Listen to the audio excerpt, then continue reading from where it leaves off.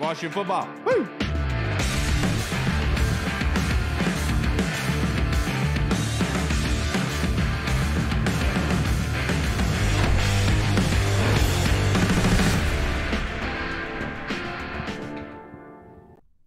Hello, everybody, and welcome to the Burgundy Zone. I am your host, Kyle, and I am joined by my two co-hosts, Michael Hall and Michael Reed. We have a special guest coming for you guys periodically, coming down the line here. But in that time, let's talk about and preview this game coming up on Sunday. It's going to be quite the game to see, let alone. But the latest news that's come about was that Curtis Samuel, in warm-ups yesterday, came up kind of limp. They took him out of practice. He was listed as did not practice yesterday and today. What's your concern level, Hall? Man, your takes come at you real fast in life. Dude, seriously, right? I just said on Tuesday, he'll be good by week 1. You know, they're just trying to hold him out, be cautious. He'll get 7 to 10 touches. And not even 12 hours later. Damn. So, look, my concern level. I don't know. Honestly, I'm probably a little bit higher than a 5 right now. I'll go like a 6 or 7 on the scale, just for the simple fact of that was his first like full padded practice since May. He comes back in warmups, can't even literally runs like 1 or 2 routes, pulls up, has to go out again, and it's looking like hopefully, in my opinion, I'm hoping that he'll be back by like, let's say week 3, week 4 against Buffalo, or week 4 against I think Atlanta. We play week 4. Yep. So hopefully by then, but I mean, it's trending towards like one of those like, I'm not gonna say like Josh Doxson, like Paul Richardson type things, but it's just like, yeah, people say that is really ridiculous. Yeah, but it is like in the simple like I guess linear, where it's just like, damn, here we go again. We got a outside. A supposed number 2 receiver coming in to help Terry out, and is he ever going to get on the field? But again, if I had to go concern level, I'd go 7. I'm hoping he'll be back by week 3, week 4. But at this point, it's kind of like, De'Ami Brown, step up, do your thing. Yeah, and look, I've been saying for a while, I thought that they were just keeping him tight, you know, making sure that nobody could see what this offense was with him in the lineup. And I really thought that was the case. But obviously seeing as they were taking their time with him for good reason. In warm-ups, no contact whatsoever. He gets a little uncomfortable in his groin area. He has to be sent away. I know Burgundy blog tweeted out today that he was hearing that he's been dealing with an off-tissue injury for 3.5 months that was preventable but was non-surgical required. And basically that came in and blew up in their face. And so he was basically saying that somebody was lying or screwed this up royally, and I don't agree that somebody screwed it up. I think that they were just taking their time with it, you know what I mean? But that being said, let's move on because we have a very, very special guest joining us tonight, all the way from across the globe. Our guy, Mr. Chad Ryan, coming from Australia and the Washington Wrap-Up. How are you doing tonight, Chad? Thank you so much for joining us, sir. Hey guys, how you doing? Can you hear me and see me all right? Sorry, I'm just coming in hot. No, you look and sound great, Chad. And the first thing I wanted to ask you, because the biggest news is Curtis Samuel right now, you know, pulled up in those warm-ups yesterday, did not practice today or yesterday. I mean, it's a foregone conclusion that he's not going to play this weekend or on Thursday, do you think? Look, at this point, I'd be surprised if he played. I think, you know, to maintain an air of mystery and competitive advantage, Ron Rivera is going to do the exact same thing that Brandon Staley is going to do with Austin Ekeler and not rule them out until the last minute. You want the opposition defensive coordinators have to at least spend a little bit of time preparing to see them. But I don't think it's likely we'll see either guy. You know, in a 17-game season now, guys like this in week 1, you want them to start the season 100%, right? There's no reason to rush them in and have them play if they're only 80%, 70%. So, no, I don't think we'll see Curtis Samuel. And, you know, on the flip side, I don't think we'll see Austin Ekeler for the Chargers. No, yes, absolutely. And before we move on, the Burgundy Zone is part of Listen Frederick, a curated network of local podcasts produced in and focused on the Frederick area. Along with highlighting local talent, Listen Frederick hopes to bring local shows, voices, and personalities together to create a podcast community. Listen Frederick is part of the Manning Media family, home of Key 103 and 106.9 The Eagle. You can check out more about us and other shows on the network at www.listenfrederick.com. Now, the next question I have for you, sir, before we go any further, I know you alluded to Austin Eckler, but I asked this question on Twitter yesterday, Chad. I want to ask it to you as being the first one. Which is the bigger detriment to their team's success on Sunday? Austin Eckler being out for the Chargers or Curtis Samuel being out for Washington?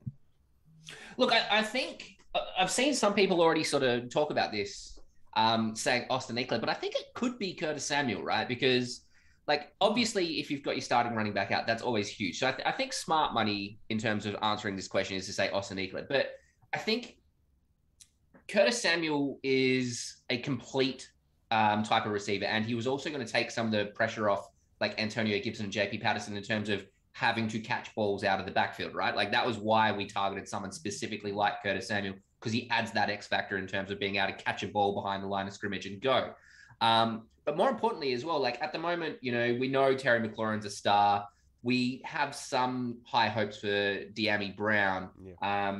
But the big forgotten guy in all this is Adam Humphries. Now, if you think of a three wide receiver starting package of Terry McLaurin, Adam Humphries, and Curtis Samuel, that's a really, really like powerful offense and hard to stop. And you add Antonio Gibson and Logan Thompson to that, that's great. If you take Curtis Samuel out, it limits your options a little bit. So, like, I think Curtis Samuel not being in is big. It's hard to miss something you've never technically had. But I was really excited to see what he could add in terms of opening up the entire field, including like the behind the line of scrimmage and, you know, some creative plays like that. I don't think it's going to be like the difference between Washington winning or losing or anything like that. And I also don't think Austin Eckler being out for the Chargers will be the same. You know, they've got some very, very, very good wide receivers with Mike Williams and Keenan Allen, of course. So it's a tough one. Like Austin Eckler is the smart money. It's the sensible pick, but like, I don't think we should minimize Curtis Samuel being out and the impact that has on the offense. Right. Now, they always say, everybody says that the game is won in the trenches. As you know, of course, Washington, dominant defensive line. This Chargers offensive line they're a little bit banged up, and they do also have a rookie starting at left tackle. What do you expect from this defensive line? Do you really expect them? Do you expect Coach Del Rio to really bring the heat on Justin Herbert? Look, I think that's going to be the same for every single game all season, right? Like this team, this entire defense is constructed around our defensive line setting the tone. So it doesn't matter who we're going up against. We want that week in, week out. For the Chargers, their offensive line was terrible last year. They were statistically one of the worst offensive line units across the entire NFL. And they've put some effort and some resources into retooling it this year. So if you're a Chargers fan, or if you ask a Chargers fan, what are they probably won't answer offensive line if you ask them what they're most excited about. But if you ask them what's going to be like key to their success this year, a lot of them will say offensive line if they know what they're talking about, right? So they'll have big expectations. And if you're a Chargers fan, you'll be interested to see how your retooled offensive line goes against potentially the best defensive line in the NFL in week one. It's a huge challenge for week one. I think there isn't an offensive line in the entire NFL that could say they could go against the Washington defensive line and be favored to win that battle. I think our defensive line can overpower any offensive line in the NFL, right? So for the Chargers and their offensive line, it's about how well they can weather the storm. And for our defensive line, it's how well can we win the battle. Like there's a difference between, you know, winning in a 51-49 split decision or just being dominant all day. Justin Herbert isn't, you know, a scrambling quarterback running on the throw, kind of like Lamar Jackson quarterback or something like that, but he can move. He can move. And if the pocket collapses, he can, you know, he's got some mobility. He's got some agility. He can get out and still throw the ball. Definitely a new age quarterback in that sense. He's very mobile outside the pocket. He's a great young quarterback. And like, I'm really excited to see how he goes. So knowing, or I guess expecting our defensive line to win that battle in the trenches, what I'm really looking for is how our new defensive back unit holds up, because we know that Justin Herbert's going to be getting the ball out quickly. So guys like William Jackson, guys like Benjamin St. Juste, and even like Bobby McCain, like these guys who are coming in and adding something new to our defensive backs, they're going to be on their toes, because, you know, it's not going to be a lot of Justin Herbert takes a 7-step drop back, holds the ball, pats the ball for 3 or 4 seconds, and then launches it deep. If it's going deep, it's happening on a 2 or 3-step drop back, and it's quick.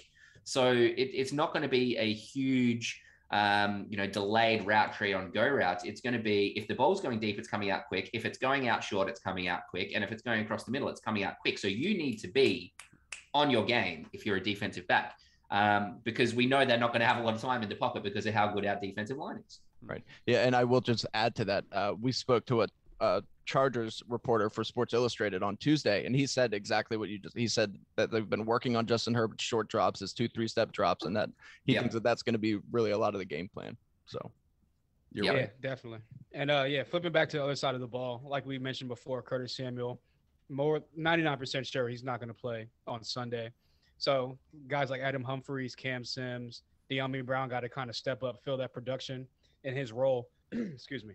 So outside of Ryan Fitzpatrick, because obviously quarterback's the most important position on the field and on the offense, who do you envision being that key guy to kind of take this offense over the Chargers defense and get the key to this victory on Sunday? I mean, you can't go past Terry McLaurin, right? He's a superstar. He is the engine room of this offense for a reason. I mean, Ryan Fitzpatrick, we hope to get some Fitzmagic this year. We know Logan Thomas is good. We know Antonio Gibson is good, and we hope to see like a good second year from him. But Terry McLaurin's a superstar. He is to our offense what Chase Young is to our defense. He is the face of this unit. He sets the identity. So it's going to be McLaurin, and I think the Chargers defensive backs are going to scheme around stopping McLaurin. Which, we've seen other teams do. Because you think back, last year a bit and even the year before, Terry McLaurin was by far our biggest weapon on offense, and defenses could scheme around him, and he still beat them. Like, even when defenses were like double teaming him, dropping coverage behind him, cover 2 with a single high safety over the top of Terry McLaurin specifically, he would still rack up yards. He would still hold in the catches. So now that they have to account for more weapons than just Terry McLaurin, you hope that it frees up some space for him and he can just go to work and eat. In terms of who's going to be setting the tone for our offense other than Ryan Fitzpatrick at quarterback, it's McLaurin. It has to be. But as I said on the Washington Wrap that we put up this morning with our week 1 preview, don't sleep on Adam Humphries. Like, if you're a daily fantasy player for something or something like that, and you're looking for a cheap guy who's going to get some points for you, Adam Humphries has a rapport with Ryan Fitzpatrick. He can play that sort of similar Jamison Crowder role that we had a couple of years ago, that he comes out of the slot, goes across the middle, isn't afraid of contact, and can rack up yards after the catch. And, with all the attention on McLaurin, with all the attention on Curtis Samuel and what's going on there, with all the attention on Logan Thomas, and with all the attention on Antonio Gibson, Adam Humphries is a bit of a forgotten man on this offense. But he is, by all accounts, our third wide receiver. If it goes McLaurin 1, Curtis Samuel 2, and Adam Humphries 3. It's not De'Ami Brown. It's not Cam Sims.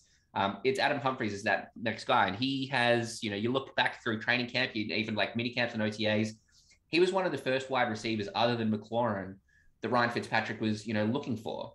So he's gonna get some opportunities to put up some big numbers this week.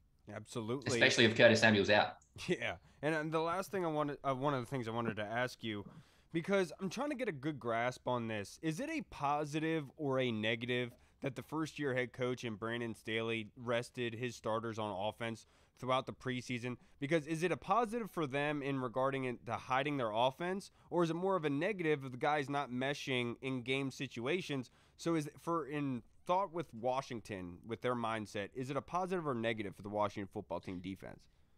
Yeah, look, it's a great question, Kyle. The short answer is we don't know. Everything that's happened with COVID and the way it's changed, preseason and off season, and I'm talking about last year and this year, and you add into that this is the first season where we're going to 17 games instead of 16 games. We don't really have the blueprint for what's best practice yet in terms of where your starters play, how much your starters play. 3 preseason games instead of 4. So it could be the right move. And, you look at what happened in Baltimore. Maybe it's not. Like, maybe you just don't want to risk your starters when you've got a long season. You want them to go in fresh. Or do you do what someone like, the Kansas City Chiefs did and had Patrick Mahomes throw a bunch and their starters play a bunch? Do you want them to go in, game ready sort of thing? So I don't know. I tend to lean towards preseason. You want your starters to play as minimum as possible. You want to go out there, you want to test 1 or 2 specific things, like maybe you were testing a scheme in defense or a play in defense, not in defense, in training camp, testing a certain formation in training camp against your own defense, and they've seen it 100 times now. So you want to see it against someone who's never seen it and see, just tweak things like that. But, when starters play in preseason, especially on defense, but also on offense, they're never using the plays that they're actually going to use really in the regular season. It's about base formations, simple schemes. So, you're not giving your future regular season opponents tape that they can use against you. So I don't know. It's a really good question. I tend to it- lean towards, as I said, starters playing as minimally as possible in preseason. Now let's take away the whole season aspect of it. Let's look at it as simply week 1 matchup against Washington. Is it a positive or negative for Washington? For Washington, it's probably a positive. That's what I'm looking for, baby. Yeah. For Washington, it's probably baited a positive. him into that one, Kyle. I think for like I go back to what I sort of said at the start of this. For the Chargers, it's about their offensive line. Right. So they haven't played together much. They haven't got that rapport with each other yet. So that's something that we can take advantage of. And if they were going to play a lot in preseason, that's probably what they wanted to get most out of preseason. They didn't, right? So maybe that's an advantage for us, I think. Right. Yeah. And speaking of the Chargers, and I mean, they have 2 fantastic studs on that defense, 2 freaks of nature, Joey Bosa, Derwin James. The only thing is both those guys have injury problems, it seems like. So I can never really get fully behind them. But how would you attack this defense? What do you think this Washington offense needs to do to really find some success? Well, look, I mean, Joey Bosa, and not just because they played at the same college and everything like that, you have to scheme around him like our opposition has to scheme around Chase Young, right? You have to assume that you're not going to have a huge amount of time in the pocket. So everything I said about the Chargers and Justin Herbert getting the ball out quickly, we're probably going to see a lot of that, but to a lesser degree, because the Chargers defensive line is good, but it's not best in NFL quality like Washington's. Our offensive line is pretty good. And, I think we shouldn't overlook the significant impact that Charles Leno is going to have. Like that's an instant upgrade at the left tackle position, which is of course the most important position. What I'm most looking forward to, and this is something we talked about on the Washington Wrap this morning, is it probably the guy with the hardest job out of both teams in week 1 is going to be Sam Cosmi at right tackle, because he's going to be going against Bosa all day in his first game in the NFL regular season. That's probably not a fun baptism of fire for Sam Cosmi. So I think we're going to see Logan Thomas. I think we're going to see Antonio Gibson. I think we're even going to see Brandon Scherf for that right guard position shift across and really offer help there. We're going to anchor that right side of the line. But because of that, because Terry McLaurin usually lines up in that X wide receiver spot on the left, I think we're going to see Ryan Fitzpatrick looking left a lot. I don't think we're going to see Ryan Fitzpatrick looking right a lot. And if we do, every time he looks right, it's going to be for a quick throw. Every time he looks left, it's going to be for like something developing.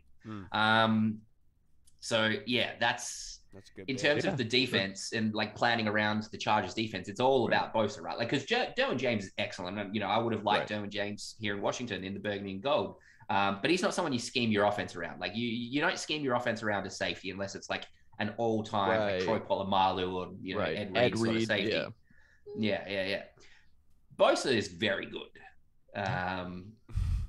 So yeah, those Bosas are both good-looking guys too. I'll say that. Well, and we saw TJ Watt in TJ Watt. What's he?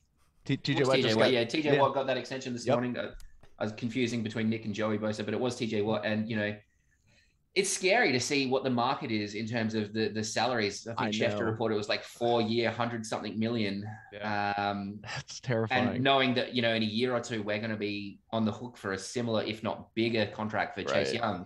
It really starts to make you understand we need to succeed soon, because we're going to have a big expense on our salary cap.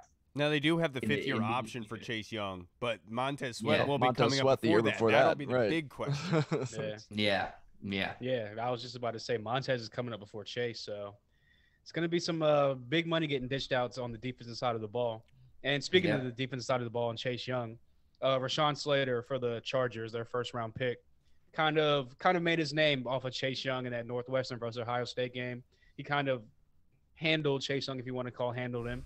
So do you see a similar thing this weekend, or do you see Chase Young getting off to his Defensive Player of the Year start? Well, I mean, you think it's a great question. You think back to that game specifically with Northwestern. It was, for all intents and purposes, a one-on-one battle, right? Right. Rashawn Slater didn't also have to worry about Daron Payne bull rushing him at the same time. He didn't also have to worry about, Jamin Davis coming in on a delayed blitz right next to him while he's, in a one-on-one battle with Chase Young. Chase was not as refined technically as he is now. I like Rashawn Slater. And, if you're a Chargers fan, I don't know why a Chargers fan would be listening to a Washington podcast, but you never know. But if you're a Chargers fan listening to this, I think you should be excited about what you've got in Rashawn Slater. don't overreact if he doesn't win versus Chase Young and this defensive line in week 1. I think you have to say that the Washington defensive line, from Chase Young all the way to Montez Sweat and all the guys in between, they're going to win their battles. They're going to win them because they're just that good. Now, Chad, I was listening to Jack Del Rio's press conference from earlier today, and there was a quote that I had that I was going to edit and put it into here, but it just was not working. But the quote was, Jack was talking about how last season, their first walkthrough they had as a team, it was the most unprofessional thing that they have ever seen, and they had to nip it in the butt. As essentially his point is that the point from last year to this year is immensely different, like monumental is his thought process. So to you, how crazy of a turnover is this for this roster? How much better is it than it was a year ago? So I guess I don't look at it as like it's a really good point. I heard what Jack Del Rio was saying, and I know what you're talking about. And it's less about the roster and more about the leadership of the coaching staff. So this is something that I go back to, and I won't name names, but like a couple of players I've been speaking to over the past few years. Some that are still with the team, some that aren't. I'm not here to like sink the boot into Jay Gruden and say he was terrible in all aspects, but he didn't run good practices. Like Jay Gruden as a head coach, he had his strengths, he's had his weaknesses. He didn't run well-structured, well-disciplined practices. Now, how much that contributed to success or lack of success we had under his tenure, I'm not entirely sure. But what I do know is that players who had come from other teams to Washington were surprised at like how weirdly relaxed, how unserious, how loose and how unstructured our practices were. And you look at guys who have been here for a long time and the difference that they're pointing out are now under Coach Rivera and Jack Del Rio and the change in tone and the leadership that they're implementing. It's night and day. So I think it's less about the roster and the players and more about the tenure under Ron Rivera, right? And what I think is that you look at So the classic example of this is, do you remember a few years ago, I was there in Richmond. I don't know if you guys were as well. The Patriots came to town for joint practices with Washington at Richmond. And, you know, it's one thing to go, oh, Jay Gruden's no Bill Belichick, but like just sitting there on the sidelines, watching the Patriots practice and watching Washington practice. Like, do you remember that footage? And we all had a good laugh about it, but like, you know, and it wasn't a training camp. It was mid-season in the bubble at Ashburn. But, you know, Deshaun Jackson giving Jay Gruden a purple nurple. Yeah. Do you think you'll ever see any player doing that to someone like Bill Belichick or, you know, Ron Rivera? No, because there's a level of understanding that this is work. We're here to work. You are the boss. You are the leader. Let's get this done. That was missing under Jay Gruden.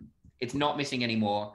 And, you know, a culture change like that doesn't happen overnight. So, you know, even though this is not Ron Rivera's first year, that tone started to change last year. Now we're more than a year into it. You know, we've had 2 training camps, 2 off seasons with Ron Rivera. We're starting to see that bear fruit. We are. Yeah, I completely agree. So one thing that we haven't really touched on, this Chargers receiving core, they're pretty good, man. As you mentioned earlier, I mean, you got Keenan Allen, you got Mike Williams. What do you think Benjamin St-Juste can really bring against some of these guys that maybe we didn't have before? Yeah, how exciting is Benjamin St-Juste? Like, I'm so pumped for him. Like, physically, the dude has everything you want from a cornerback in the modern NFL. So it's, you know, I think expectations for him are potentially a little bit too high because, you know, the big thing on him coming in was that he's got all the tools, but he's raw, right? Yeah. He's technically raw. And he's being thrown to the wolves in week 1. Like Keenan Allen, we know how good Keenan Allen is. I'm like really, really high on Mike Williams. I think Mike Williams is one of the best young receivers in the NFL. And because he plays under Keenan Allen, I feel like he's in his shadow a bit. But Mike Williams is an excellent young wide receiver. So I think Benjamin St-Juste will probably shadow Mike Williams a fair bit more than Keenan Allen. Yeah, and then Chad, right before you keep going, we had Fernando on, the Chargers reporter, on Tuesday, and he talked about Mike Williams in particular was being used a lot more on shallow routes across the middle with slants and everything. Like you've said before, in the past, he was purely a long ball guy like a Will Fuller, Robbie Anderson. So seeing that transition, I think you're right about that. You're going to see Mike Williams blossom. Sorry, keep going. No, look, I mean, and he's got the speed, he's got the tools to do that. And like when you think about a receiver, like we were talking about earlier, like someone like Jamison Crowder or Adam Humphries going across the middle, you think about like that type of slot receiver. It's usually like your shorter, quicker guys, right? And that means, you can have linebackers, you can have your slot corners covering them. How do you cover a guy like Mike Williams, who I think from memory is like 6'4", and runs like a 4.4 40 across the middle? And he's like, physical too. Right. Yeah, exactly. He's big. He's got a huge reach. He can high point the ball like crazy. So, yeah, Keenan Allen, we know how good he is. Mike Williams is amazing. So if Benjamin St-Juste follows him around a fair bit, like I think he probably will. I think we'll see St-Juste against Williams more than we'll see him against Keenan Allen, depending on how the Chargers move their guys around with some pre-snap motion and stuff. It's going to be so exciting. Like, I think that's a great test for Benjamin St-Juste. And what I'm really excited to see is not so much, like, it's one thing to be one-on-one on a deep ball or something like that. I want to see Benjamin St-Juste at the line of scrimmage and how that first step on a route, how he identifies it, how he attacks it, because that's going to tell us about where he's at in terms of his development. If he, is backpedaling and then after 2 or 3 steps, he's already 2 or 3 yards behind his guy, that's an issue. If he's lockstep with him after 2 or 3 yards, that's promising. That's exciting. So, yeah. Yeah, that's exactly that. I should say where I was going with this. Benjamin St-Juste, he brings such a rare skill set because of his size. So like, if he's going to be lining up against these bigger wide receivers, if that's what we're going to be using him primarily for, or what, it's going to be very interesting to see, I think.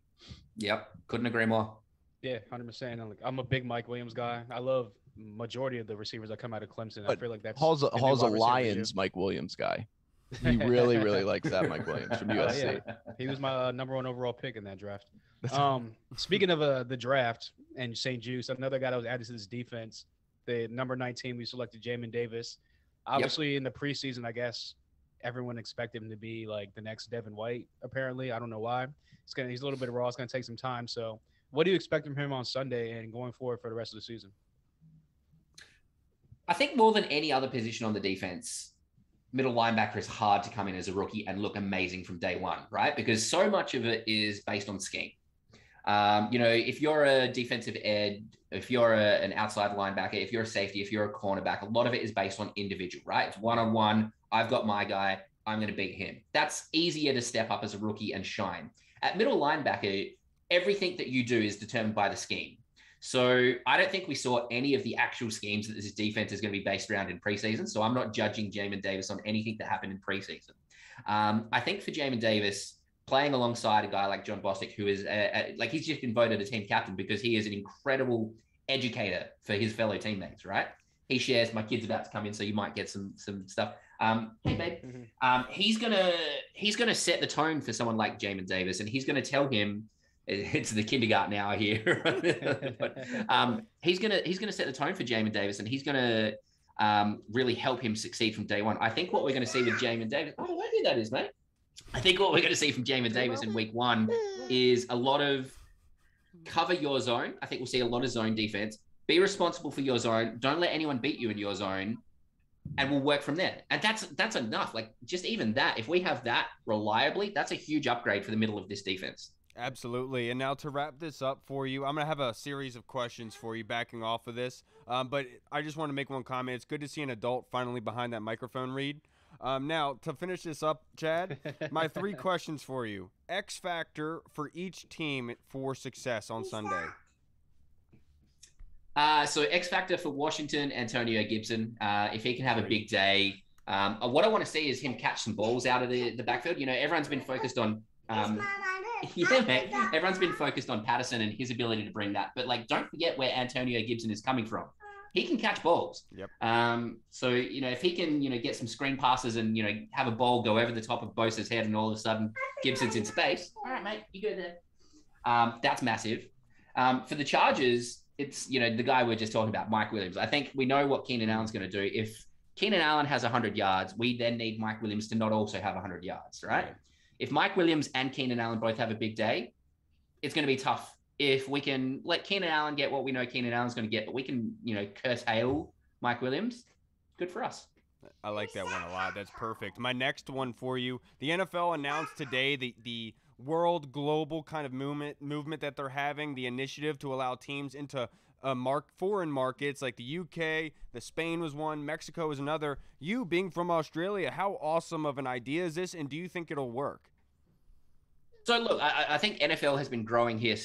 The short answer is yes. I think it'll work. NFL has been growing really steadily here over the last decade. Unfortunately, it has a pretty natural limit on how far it'll go because 1 p.m. Sunday is 3 a.m. Monday here. Yeah. So you're never going to have a huge amount of people getting up at 3 a.m. on Monday like I do and have for the last 10 years Right.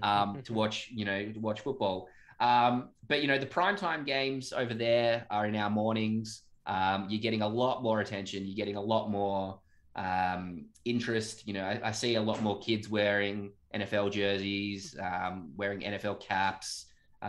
Fantasy football is big. Daily fantasy is big. So yeah, it's growing. I'm glad to hear that, honestly. Now the last thing to wrap this up, Chad. What's your prediction? What's your prediction for Sunday? I think it'll be relatively low scoring. I think a lot of people are sort of expecting, a big shootout because Justin Herbert is good, their wide receivers are good, our offense is good. I think we're going to be looking at like a Washington 21-17 type of win. Yeah. And I'm backing in my guy. I know there's been a lot of discussion about him this offseason. There's a large percentage of the fan base who was still nervous about him. I'm backing in our guy, Dustin Hopkins, to kick a game-winning field goal or a game-sealing field goal late in the fourth quarter. All right, there you go. That's what I'm talking about. Dustin, yeah, Dustin does need that. Chad, I can't thank you enough for joining us. I know the time difference and how difficult that is. I can't thank you enough for taking the time out, doing all that just to be able to come on here and to talk some ball with us, sir. I can't thank you enough. Again, if you guys you want to plug your social media sites and your podcast so folks can find your work. Yeah, so you can search the Washington Wrap everywhere. We're on every podcast network. We're on Facebook, Instagram, YouTube. So just search the Washington Wrap with a W, as in we're wrapping it up. Because our format, for anyone not familiar, we retooled this offseason. We are now a single issue 10-minute show. We start a clock of 10 minutes. So we do real short episodes where we sink our teeth into one specific issue per episode and try to wrap it up as best we can in 10 minutes. It's a lot of fun. So you check it out, and you can find me on Twitter as well at ChadWeekoTWW. Yes, and I think everyone pretty much knows who you are, Chad. You are a celebrity on Twitter, obviously representing Australia correctly here over in the States. Chad, you have a good day, sir. I hope you enjoy your Friday. Thanks, Kyle. Good to see you guys. All right, guys. Take it easy, man. Thank you. All right, everybody. We just spoke with the man, Mr. Chad. I'm glad that we were finally able to get him on here because I've been following him for a while. That guy is awesome. Yeah, such good insight. Always. I mean, you always know that he's going to bring it, but just hearing him in person, how elaborate he is and how much detail he goes into, it's always awesome to hear from him. Yes, I was surprised he had such a low scoring games. I know a lot of the money, a lot of the bets are going for like the over as far as like this game. I think the total was like 42, 43, something like that. So, hey, if it's a defensive battle, I like our chances. Yeah, I was on Parker's pod last night on Sidelines Washington. I think the over-under is 44. I picked the under because of what's going on. I think it is going to be a run-heavy game. Now, everyone knows, to remind everyone, September is Pediatric Cancer Awareness Month. So we are going to take our Little Warriors segment. We're going to highlight 3 little warriors battling their butt off and kicking life's butt all by themselves. Let's look into and highlight some of our favorites for tonight. And mine is Nakia. On December 3rd, 2020, Nakia was diagnosed with leukemia 2 days before her 12th birthday. That sucks.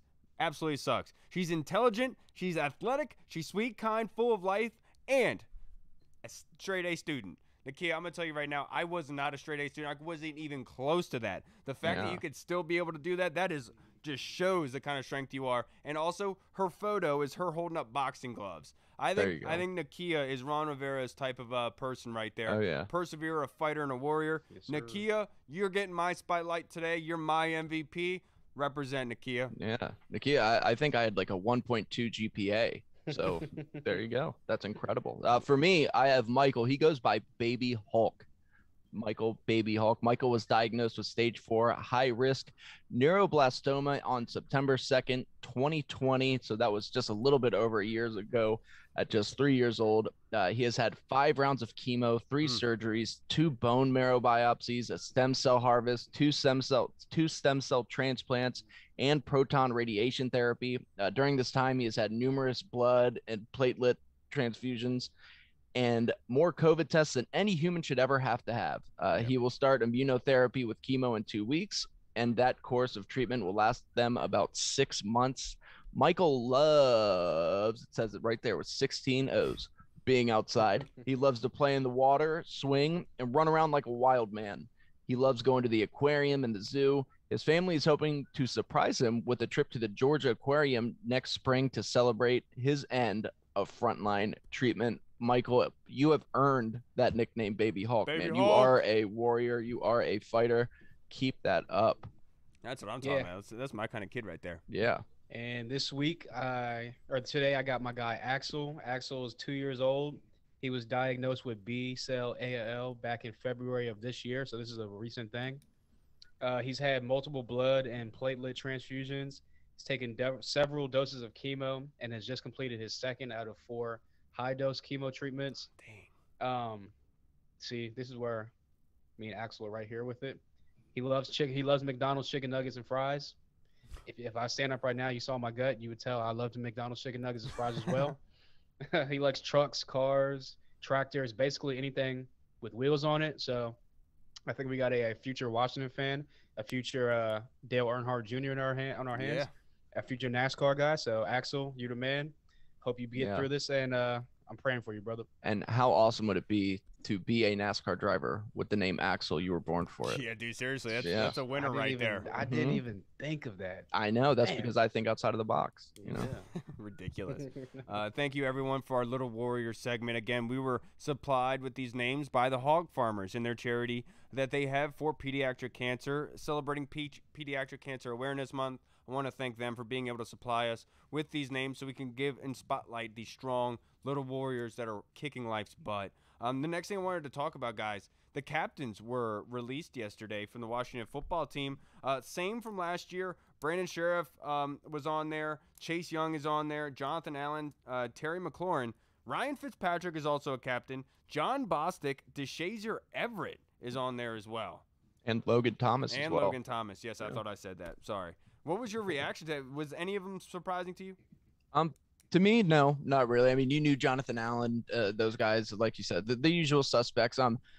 Fitzpatrick, I get because he's the quarterback, and I mean, look, he's a veteran. The guys really respect him. They like him. I mean, obviously, DeShazier because of his work on special teams. Logan Thomas, obviously, he deserves it, but I didn't necessarily look at him as a rah-rah type. But that just goes to show how much respect he's earned in that locker room, man. And just one season, what he's done has been nothing short of incredible. Did you guys know Logan Thomas actually used to play quarterback in college? He was drafted into the NFL to play quarterback. He just only recently switched to tight end. I did not know that. That's breaking news. They only announce about like 7 or 8 times per game. So yeah, that should be talked about more. To be perfectly honest with you.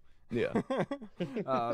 Look, the only one I know people have talked about John Bostic, but I don't think people have been listening to what Ron Rivera has been saying at his pressers. That's why he's on the team pretty much. Yeah, literally, he's been coaching up everybody on that defense, and it's for his mind. And the thing is, it's not the coaching staff that is making him a captain. They allowed the players to choose the captains. His teammates anointed him a captain. So I know that everyone loves to say that John Bostic is their favorite or whatever. The players chose him. They know how important John Bostic is. Always listen to the players, man.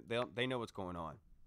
Except for the top 100 because he's been faking them on military of year. I was listening to somebody who said that a lot of players vote on players based off of who their agent is. Like if they have the same agent as somebody, of course they're going to put that person higher on the list. That makes sense. Like how is DK number 22? No, I also saw something. I also saw something that said that a lot of guys don't even like take that serious. They'll go in there and write their name 100 times on the list. Or like they'll just go there and write like the athletic trainer's name on the list, stuff like that. So I wouldn't take much stock into it, but still a travesty. Never gonna let it go. Yeah. But as far as captains, I'm not surprised. Like you said, the only one I would maybe be surprised about is John Bostic. But if you listen to the coaching staff, if you listen to other players talk about John Bostic, if you listen to Jamin Davis talk about John Bostic, you would know that that's a guy that's respected not only around the league but in this locker room. The coaching staff respects him. The other players respect him. So, I mean, like I said, and obviously Fitzpatrick, why would he not be? Like, he had so much swag. He probably walked in and just put an OC on his chest, like, I am your captain now. I was just about to say that to you. Look at me. I'm the captain now. He says it in Irish. Yeah. All right, let's move on to our fan questions. And our first one is from the Colonel himself. And he wants to know, are we ever going to get the straight scoop on Curtis Samuel? I think that if it trends towards him having to get surgery, then you'll get the truth because he'll have surgery and that'll be just the end of it. But I do think that look, Ron Rivera's always been known as like kind of a Bill Belichick type of guy where he's not going to give out much to the media. He's not going to disclose a lot in his press conferences. So, do I think we're ever going to get a straight answer on it? Probably not. But it's going to play itself out. So he'll know the answer by the end of it. By the time it plays itself out. See, you know why I love Ron Rivera for this type of thing? Because so yesterday I listened to his press conference after Curtis goes out with the injury. And so they ask him about Curtis. And so Ron Rivera says, all right, I'm not going to answer these questions. I just want to let you guys know I'm not going to answer these questions until I talk to the trainer. And I have not talked to the trainer yet. I talked to him after these press conferences. But then do you think Ron Rivera had a presser today? No. I absolutely love that. So, look, are we ever going to? Probably not. You know that, Colonel. This is the way things go. They're trying to protect Curtis in a way to be able to get him on the field, but without being overly stressed about forcing himself on the field. I think the smartest avenue to go down, Colonel, is going on the IR. And for those 3 weeks, the short term, and then the fourth week, let's see what he's got. Because if it's been this long, and just warming up is what got him to not practice for 2 days, I'm worried that is going to take time. That's not something that can heal up in a week. And that's what I'm saying. Like, we should probably look about the future here. I know Ron Rivera said in his presser that he doesn't want IR talked about and put into fans' minds because it's not in the realm of possibility. But it just concerns me with the way that the injury occurred yesterday and the timetable for that sort of thing. I don't know if it would happen. Right. Yeah, I think that the only way that you're really going to hear every single detail is if it ends up being something really bad, which I don't think that it is. Yeah, like if he obviously, like Hall said, if he has to end up getting surgery or it ends up being something crazy, then you'll hear everything. But I really don't think it's that big of a deal, Kyle. I think, like you said, I think they'll end up putting him on IR. It's disappointing, but at the same time, we also got to be thankful because this. Imagine if this happened last year with that wide receiver room, and he was the only other wide receiver. Like, at least we have some good, promising talent, some solid veteran guys, some people like Adam Humphries who can go in there and fill a role. De'Ami Brown, who's I know he's chomping at the bits to get out there and show what he's got. So yes, it's frustrating, and but I do think that he will end up being okay. I think that, like you said, Kyle, give him those 3-4 weeks, let him relax a little bit, let him get healthy. But that video, watching him run that route, and then you could just see it in his face. He just knew. He was like, I can't do this right now. He's like, it's too painful. So that was frustrating. That sucked. But I do think it'll be all right. And I do believe that context matters. Now, let's say they told him, if you feel any sort of uncomfortableness going on in that leg, stop. Exactly. Right. And maybe that was the case. Maybe there wasn't a huge pain. It was just maybe there was soreness, and it wasn't strictly pain. That was like, oh, injury. Maybe it was something like that feels tight. And that makes me feel a lot better, but we don't know. So context matters. And like you said, Colonel, will we ever find out the real stuff? Probably not, to be perfectly honest. Yeah, no.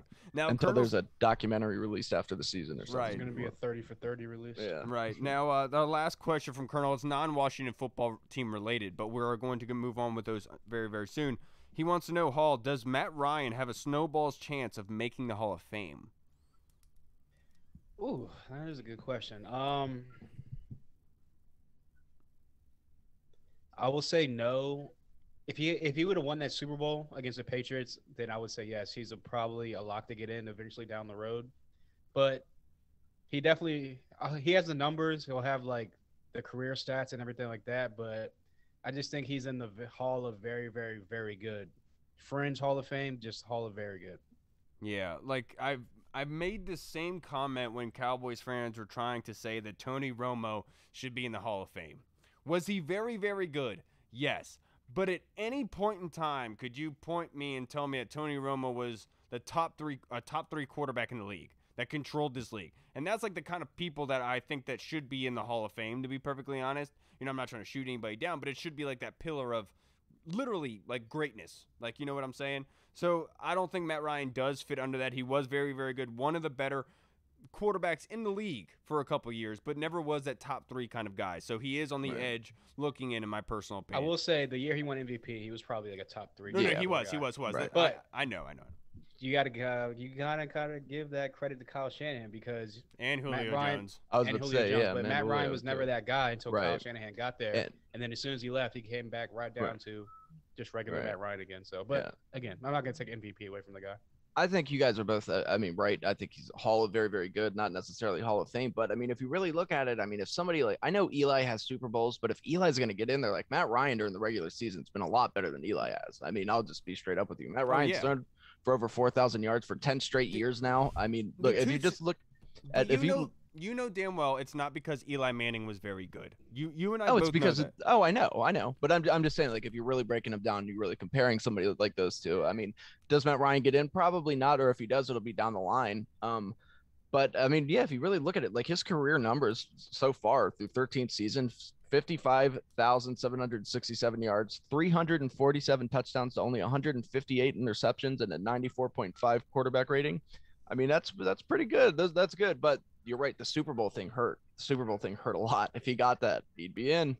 If people have Phillip Rivers as a fringe kind of Hall of Fame guy, right, then you can't have Matt Ryan at exactly the same level as Phillip Rivers, because in my opinion, Phillip Rivers is slightly greater than Matt Ryan. Yes. So if Phillip Rivers is in the Hall of Fame, you can't put Matt Ryan. He didn't win an MVP, but I think he was better overall. I mean, he was a top 3 to 4 or 5 guy in the league for a little while. Right. Yeah. My whole point about the whole Eli thing was that it's not the 2 Super Bowls. It projected him there, but it's his last name that's getting him in the Hall of Fame. 100%. Yeah. I mean, that's exactly that my point. mixed with him beating Tom Brady and I know, but that doesn't warrant New a Hall York of Fame sports induction, media. You know? It doesn't. I don't think because the Manning whole bit. That I don't think he should be in the Hall of Fame. Eli? No, I mean, I'm sorry, Giants fans, but now you guys have a Hall of Famer in Daniel Jones. Now our next question is from our guy Scott Hartley, the Inquirer over in the UK. Oi. Gonna miss you this weekend, man. Me and Hall both had tickets for Andy and Scott to come to the game with us on Sunday, and due to COVID, they're not able to come down and join us. We're gonna miss it, dude. We've been talking about this for over a year. It's unfortunate. I'm sorry, guys. Try to have a great time. I'll drink a beer for you guys, I promise. But his question for us is, what is your surprise win and surprise defeat on our schedule? And he says, I wish I was traveling tomorrow. Gonna miss you guys. Money Mike, seek neighbors for life. For life. Hogan style. So I'll take this one first. I think that our surprise win of this season, and look, a lot of people might not like it, but I think week 3 against the Bills. I love Buffalo. I think Buffalo's good. I think they're a Super Bowl contender. I know. Hey, I'm just going to be completely honest with you. Yeah. I'm just going to be completely honest with you. When you look at the schedule, Buffalo is very good, but I think Washington is going to be so hyped up. They're going to just come off after facing the Giants on primetime, so they're going to be well rested. It's a Thursday night game against New York in week 2. If they lose to the Giants for whatever reason, the NFL's any given Sunday, anything can happen. They're going to come out fired up against Buffalo. I think Buffalo's defense is a little bit overrated. Their offense is fantastic, but our defense is fantastic as well. It's going to be tough. I know we have problems with those types of quarterbacks, but really, other than that, it's kind of like I don't really see it. Like I don't see us beating the Chiefs or the Packers, or So I don't know. I know. I was thinking about the Bills, but it's just the whole I feel like they're an older version of what our team is. Like we're trying to grow into what the Bills are, and that's kind of how I'm seeing them in a way because they are built similarly in a way. Right. Yeah. I'm sorry. Did you do the surprise loss yet? So the surprise loss, that one's a little bit tough. Because when you really look, but you know what? And look, Kyle's gonna give me this face again, but I'm gonna go with the Raiders. I knew you were gonna say it. I'm gonna go with the Raiders. Yeah, I don't know. That just seems like one of those games that we would lose. We're supposed to win, we should win, and then all of a sudden, I mean, it's in Las Vegas, and the Raiders Ron Rivera gets an up close look at our next year's quarterback. Exactly. Yeah, Kyle, pretty much. They can go Vanilla off. Ice is a quarterback for the Raiders. They have so much talent on offense. That's they have so much untapped potential, and every once in a while they'll go off. That offense will be nice. The defense is still, of course, hit or miss. It really just depends. But that really looking at the schedule, I mean, that would be the only surprising maybe loss that I could see. Yeah, I hope Kevin never sees this. Yeah, seriously, I know he's going to listen to this. He's going to be texting us. He's gonna, probably going to screen record it. To be honest, I know. That's why I did it. I did it for cracking. The surprise loss of the season, I could say the Atlanta Falcons. Let's say Reed is right, and we do beat the Bills Thursday night against the Bills. Not Thursday night, the third week of the season against the Bills. I was like, damn, we have 2 Thursday nights? Week 4 against the Falcons, maybe we could be overlooking them in sort of a way based on what they look like this season. I'm not going to say that they are, but that could be the surprise loss. And then a surprise win. I think Kyle Pitts will go off against us. I think the surprise win is the Tampa Bay Buccaneers. I think we get our we get the Redemption. comeback. Yeah, we get our redemption. Yeah. We're I able was to gonna get our go that. comeback for this. And Yeah. I think that we are better fit for it, to be perfectly honest with you. And you never know what can happen in between now and when we play Tampa. Yeah, surprise win. I will go. I think we can get a surprise win against Green Bay. If you look at the history of this team, we've usually played them pretty tough, if not beat them in the regular season. It's true. It's just when it comes to the playoffs, they usually get the better of us because everything ramps up in the playoffs. And we usually play Aaron Rodgers decently well. And outside of Devontae Adams, I'm not really scared of old Randall Cobb right now. But anyway, surprise That's loss. a good pick, dude. Yeah. Yeah, surprise loss. I'll go another AFC West team. I'll go the Denver Broncos, just because it's hard to go out to Mile High and like in that air and that atmosphere and kind of and play. They got a lot of playmakers. They have a pretty solid offense. Is like Really kind of good like defense. us. Kind of like us. Great defense, solid offensive weapons. Quarterback positions kind of. I knows still what you're give gonna us the get. edge, though. Yeah. I will give us the edge, but that just seems like one of them games where Ryan Fitzpatrick throws 2 picks, 3 picks. Teddy Bridgewater throws 2 picks, but somehow he edges it out in the last, like, a game-winning field goal from, like, a McManus from, like, 58 yards away or something like that, you know, one of those mile-high crazy field goals and win the game. Yeah. So, yeah, if I had to pick one, I'd go with the Denver Broncos. For a second, for the surprise loss, I was so tempted for a second to go with the Panthers because I really think that this offense has the potential to be good. Sam Darnold's talented. We know that Joe Brady's a fantastic offensive coordinator. They got a lot of young playmakers on defense, but then I was like, never. Ron Rivera going up against he's not losing that game. There's no chance in hell Ron Rivera loses that game. The Panthers finishing second in the South this year, actually. I can see that. That's Atlanta weird. and the Saints. It's weird. All right, could. now our next question is from our big fan, Tony Shivers. Big Tone. Yeah. He wants to know who is an under-the-radar guy you think can have a big impact in the game. He thinks is if Matt Ioannidis is back to form, he can harass Herbert from the inside. That's a good one. Yeah. I'll go. Excuse me. I'll go. Underrated guy. I will go Charles Leno. I think that him going against Joey Bosa and this defensive line is going to be obviously the difference in this game. Everything's won and lost in the trenches, and I just think that obviously Joey Bosa is going to go against Sam Cosmi a lot, but I'll even go Sam Cosmi. I'll go both of the bookends, left and right tackle. I think that is going to be the key to this game. If they can kind of keep Fitzpatrick generally clean for the most part, I think that he's poised for a pretty decently good day. And yeah, I think that keeping Bosa and the rest of that D line off of Fitzpatrick's back is going to be the X factor. Look, I'm going to cheat here. I'm not sure if it would be considered under the radar, but I'm going to say Cole Holcomb. Based on the film that I've watched, I felt that his angles on sideline to sideline, they're perfect. I think that he's primed for a big year. I've said that for a couple weeks now. Jack Del Rio reiterated that today in his press conference. So I'm going to cheat here, Tony. I'm going to go Cole Holcomb. I think they're going to run the ball a lot. They're going to try to get the ball out of Justin Herbert's hands, try to pound the ball as much as they can, because against Tampa, that was the one area we couldn't excel at. And what's the best way you could kind of stifle that pass rush is by running the football and with the play action. We've seen that over the years so many times. That's the way they're going to do it. So if Cole Holcomb is the underrated guy, it's going to have a huge impact on the game because he's going to have like 15 tackles, I'll say.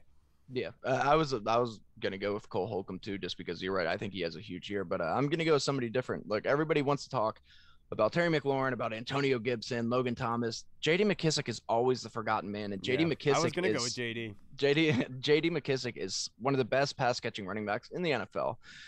He can really just affect the game so much. Like, look, if they're going to go ahead and they're going to take out Terry McLaurin, they're going to take out De'Ami Brown, let's say, Adam Humphries. They're going to do whatever they can. They're going to put Derwin James on Logan Thomas. They're going to stuff the run. That's all right, because then you got old J.D. McKissick leaking out of the backfield there, and I think that he ends up having a pretty big game. Yeah, that's a really good pick, Reed. I know it is. It was probably the best one, probably. I think Our next question is from Meast21, our buddy Brandon The Reinbold. Well, I'll see you this weekend, brother. Can't wait to see you at the Washington game. New seat, buddy. What up? Yeah. He wants to know: give us one must start and one must sit for Week 1 fantasy. Any team.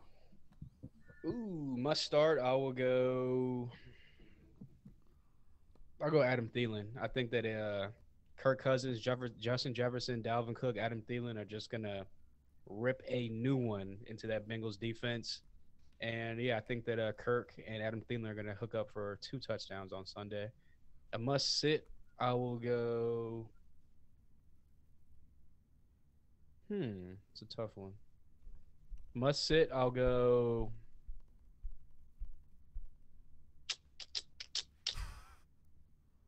I don't know. Come back to me for the must sit. Any day now, man. Any day Just come now. back to me for the must sit. The must start, I think, is James Robinson. Because of Travis Etienne being out, him going against Houston's defense and just knowing the dumpster fire that's there and how bad that defense was last year, and they didn't get better. I think James Robinson is an absolute must start. Now, somebody you have to bench that you should not be playing this weekend, the Chargers running game. I'm sorry. I'm going to be perfectly honest with you. I think they're going to be stifled. I don't think that Stone, whatever his name is good enough to be able to be the backup right tackle in case of Bulaga. And Bulaga having an injury, I don't care if he's practiced. Storm Nelson. I don't care how often he's practiced. He's been full all week. That's great. When you have that injury going against these athletes, it's going to be a detriment, without a doubt. So right. I think Eckler is somebody you must bench. Real quick, my must bench, I'll go David Montgomery. I think that with Aaron Donald being that front line, this Rams having like a top 5, top 3 defense, I think that they're going to try to pound the rock because Andy Dalton is Andy Dalton. And David Montgomery is not going to get that many points. So that's my must say. I, of course, got the right answers right here for you guys.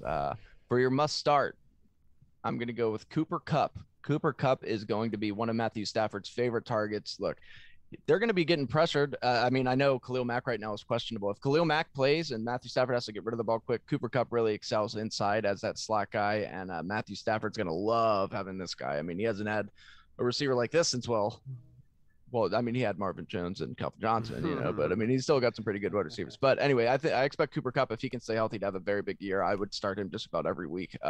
But must bench, look, and I accidentally made the mistake of taking this unit at the end of my last draft that I just did, and forgot who they were going up against week 1. And this defense has such high expectations, and that's the Browns defense. And look, they can be very good. They have a lot of talent. But they're going up against Kansas City week 1.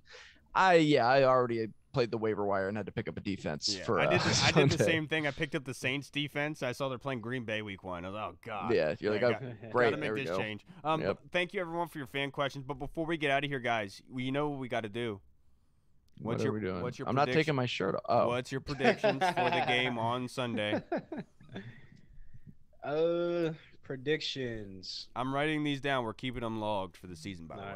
Cool. I think it's going to be a close game. I do think that it's going to start off kind of slow for our offense, but eventually it'll pick up in the second half, kind of like a normal Washington football game. Yeah, seriously. I'll go. I hate to do this because every time I go to a game, knock on wood, so it always ends well, except for one time. It always ends bad, I mean. But I'll go Washington 27, LA 23.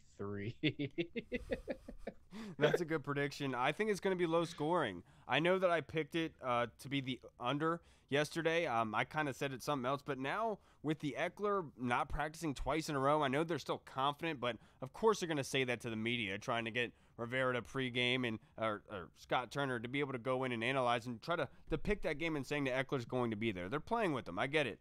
I think it's going to be 23-20. I think Washington wins this football game. I think you go with the under for the 44 points, so 43 points there. I think Washington goes down, maybe a score early on, but they come back and they win this football game. Maybe a late surge from Herbert to get them within 4 points. I mean, within 3 points. So 23-20 is what I'm thinking.